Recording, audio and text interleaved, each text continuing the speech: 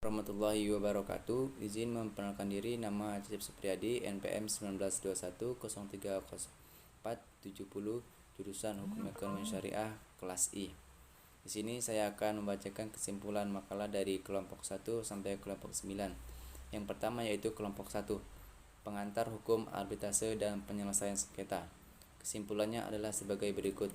Di Indonesia, arbitrase sudah dikenal oleh masyarakat yang luas sebagai salah satu alternatif penyelesaian sengketa melalui jalur non-litigasi. Arbitrase adalah cara penyelesaian suatu sengketa seperti di luar peradilan umum yang didasarkan pada perjanjian arbitrase yang dibuat secara tertulis oleh para pihak yang bersengketa.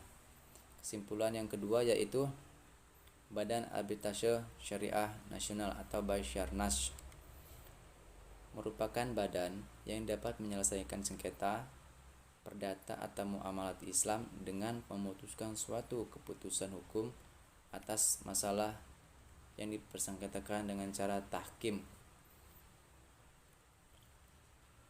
Kelompok yang ketiga yaitu kesimpulan penyelesaian sengketa hukum atas tanah tidak dapat dilepaskan kaitannya dengan negara Kesatuan Republik Indonesia. Alternatif penyelesaian sengketa atau beda pendapat melalui prosedur yang disepakati para pihak, yakni penyelesaian di luar pengadilan dengan cara konsultasi, negosiasi, konsiliasi atau penilaian para ahli. Yang selanjutnya itu kelompok 4, konsultasi layanan. Konsultasi adalah bantuan dan konselor ke klien, di mana klien sebagai konsultan membahas tentang masalah pihak ketiga. Tujuan dari layanan konseling ini supaya perorangan atau kelompok orang yang dilayani menjadi mampu dihadapi semua tugas perkembangan orang yang dilayani dan menghadapi suatu tugas perkembangan hidupnya secara sadar dan bebas. Yang selanjutnya itu kesimpulan kelompok 5, negosiasi. Negosiasi adalah sarana bagi pihak-pihak yang bersengketa untuk mendiskusikan penyelesaian tanpa keterlibatan pihak ketiga. Negosiasi merupakan salah satu alternatif penyelesaian sengketa yang didasarkan dengan pasal 1 ayat 10 Undang-Undang Republik Indonesia Nomor 3 Tahun 1999 tentang arbitrase penyelesaian alternatif sengketa. Yang selanjutnya itu kesimpulan kelompok 6, mediasi.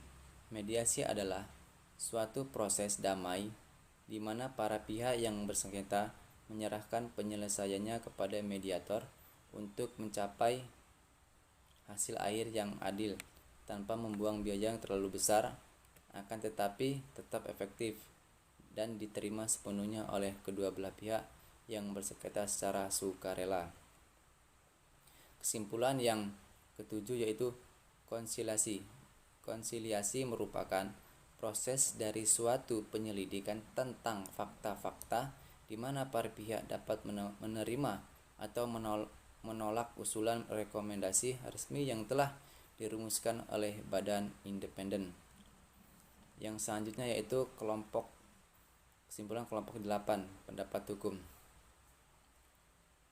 Legal opinion atau pendapat hukum adalah salah satu peran pekerja hukum dengan memberikan konsultasi hukum dengan memberikan pendapat hukumnya, baik digunakan untuk menghindari timbulnya sengketa maupun untuk penyelesaian sengketa, baik secara lisan maupun tertulis.